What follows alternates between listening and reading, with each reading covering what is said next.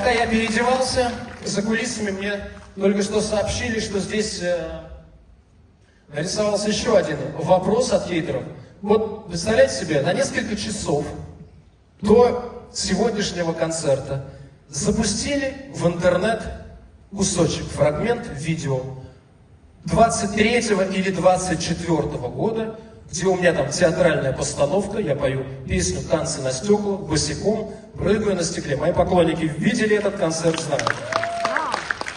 Так вот, знаете, какую чушню и белиберду хейтеры пишут? Якобы это происходит здесь, в Светлогорске, и я сошел с ума, якобы, и у меня якобы поехала крыша.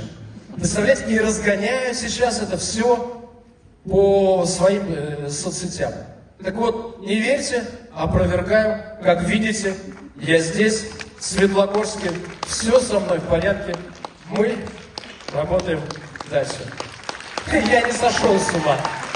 Но разве что только от одного, от вашей народной любви.